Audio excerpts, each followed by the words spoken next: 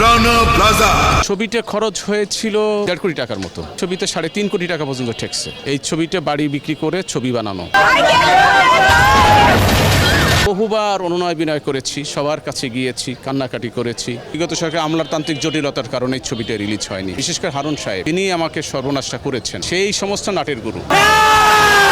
আমি শুধু একটা গার্মেন্টস একেবারে ভেঙে পড়ে, এটার পরে আমি 250টার উপরে শট নিয়েছি, তাও ভিজুয়াল এফেক্টের মাধ্যমে। বিগত সরকার আমাকে ছবিটা দেয়নি, ব্যান্ড করেছিল, তো আমাকে একদম নিঃস্ব করে ছাড়ছে। তো আমরা বসেছিলাম পরবর্তী যে সরকার আসবে তার কাছে আমরা সঠিক বিচারটা পাবো। যদি আমার ছবিটি বিগত সরকার আমলাতান্ত্রিক জটিলতার কারণে এই ছবিটা রিলিজ হয়নি।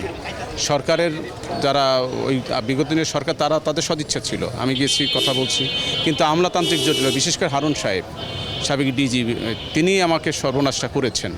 সেই সমস্ত নাটের গুরু আমি তখনও বলছি, এখনও বলছি। তো ভাবলাম যে এখন যেহেতু সেই সুযোগটা নাই, তার সেই পাওয়ারটাও নাই, সে যেভাবে এক্সারসাইজ করাইছে, মনে করেন আওয়ামী লীগের বড় নেতাকে সে কনভিন্স করছে, এবং তার ক্যাবিনেট সচিবকে সে যে কোশ্চেন করেছে, ক্যাবিনেট সচিবের সেম কোশ্চেন করেছে। তো আমি বিচারটা কার কাছে পাবো? আমি একদিন বললাম যে স্যার, হারুন সাহেব যে কথা বলে আপনি তো সেম কথা বলছেন, তাহলে আমার বিষয়ে আমি যে আপনার কাছে আসছি বিচারটা দেওয়ার জন্য, তো আমার বিচারের রেজাল্টটা কী হবে? তো বললো যে আপনি ছবিটি বানিয়েছেন কেন? মানে এই কোশ্চেনটাও হারুন সাহেব আমাকে বলেছে। তো এক ছবিটা বানিয়েছে কেন, এটা ডিজাস্টার পারে দেশে কোনো ছবি হবে না? না, তো সরকারকে বলে না, আমরা সরকার কোনোদিন কাউকে জিয়ে কোনো পরিচালক ছবি নির্মাণ করে না। সমাজের যেখানে যেখানে ক্ষয়ে যাচ্ছে সমাজের অবক্ষয় সেখানে ওই জিনিসটাই আমরা সমাজে তুলে ধরি, যাতে ওইটার সমাধানটা হয়। আমি আমাদের বিশেষ করে গার্মেন্টস সেক্টরটা আমি দেখছি এটা ক্ষয়ে যাচ্ছে, একটার পর একটা ডিজাস্টার হচ্ছে। কিছুদিন আগে একটা গার্মেন্টস আগুন ধরে চলে গেল, তার সেটা নিয়ে ছবি নির্মাণ হয় নাই। কিন্তু আমি যেহেতু এত বড় ডিজাস্টার হয়ে গেল, আমি সেটা চিন্তা ভাবনা করলাম, মানুষ যেহেতু আমাদের দেশের মানুষই ছবিটা দেখবে, তো অবশ্যই আমার ছবি দেখে তারা সচেতন হবে। তো আপনি যদি একই কথা বলেন, তাহলে তো আমি তো বুঝলাম না, আমি কি সরকারের কোনো কথা বলেছি? আমি কি রাষ্ট্রের বিরোধী কোনো কথা বলেছি? আমি গার্মেন্টস সেক্টরকে নিয়ে কোনো কথা বলেছি? আমি গার্মেন্টস সেক্টর যারা কাজ করে তাদের বিরুদ্ধে কোনো কথা বলেছি? আমি শুধু একটা গার্মেন্টস একেবারে ডিজাস্টারটা হয়, ভেঙে পড়ে, এটার পরে আমি 250টার উপরে শট নিয়েছি, তাও ভিজুয়াল এফেক্টের মাধ্যমে, মেক বিলিভ করার জন্য। আমাদের চলচ্চিত্রের একটা ভাষা আছে যে ছবিটা যেন মেক বিলিভ হয়, মানুষের অন্তরে গেঁথে যায়, হলে যে মনে হয় যে আমার মনের কথা বলছে, তাহলে ছবিটা হিট হয়। আমি তো মেক বিলিভ করার জন্য যা যা করার দরকার করেছি, তো আমাকে আপনারা কেন এটা করবেন? সে আমার কথা শুনে সে কোনো উত্তর দিতে পারেন নাই।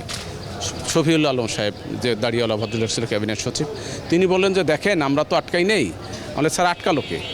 সরকারের তো সদিচ্ছা আছে, অনেক বড় বড় মন্ত্রী অনেক যারা আছে ফোন দিয়েছে আমার জন্য, কিন্তু আপনারা তো বলছেন যে ছবিতে কে আটকালো? তো আমি আসলে এই ছবিটা কে আটকিয়েছে, এখন তো বলতে যেহেতু বিগত সরকারি কথাই বলবো, তারাই আটকিয়েছে। তো আমি বহুবার অনুনয় বিনয় করেছি, সবার কাছে গিয়েছি, কান্নাকাটি করেছি। এতগুলো টাকা বাড়ি বিক্রি করে ছবি বানানো। এটা আমি জানতে চাচ্ছিলাম যে এই ছবিতে আসলে কত টাকা খরচ করেছেন, কিভাবে করেছেন? ছবিতে খরচ হয়েছিল প্রথম 1.5 কোটি টাকার মতো। সেই ছবিতে 3.5 কোটি টাকা পর্যন্ত ঠেকছে। এই টাকাগুলো বাড়ি বিক্রি করে, এই ছবিটা বাড়ি বিক্রি করে ছবি বানানো। তো আশা করেছিলাম যে এই ছবিটা যেভাবে, আমি একটু বলি, ফার্স্ট ডে যেদিন বৃহস্পতিবার, ওই দিন 2.5 কোটি টাকার উপরে ক্যাশ হয়েছিল, শুধু টেবিল মানি 2.5 কোটি টাকা। তখন আমার ছবির খরচ ছিল 1.5 কোটি টাকা। সেই ছবি হাইকোর্ট থেকে শুরু করে সব মোটামুটি আমার যুদ্ধ এ পর্যন্ত আমার 3 কোটি প্লাস, 3.5 কোটি প্লাস। যদিও বিজিএমই এসেছিল যে আমাকে 1.5 কোটি টাকা দিবে, আমাকে প্রস্তাব দিয়েছিল যে আপনাকে 1.5 কোটি টাকা দেই, আপনার ছবিটা আমাদের দিয়ে দেন, বিশেষ করে গার্মেন্টস সেক্টর পার্টটা ফেলে দেন আমরা।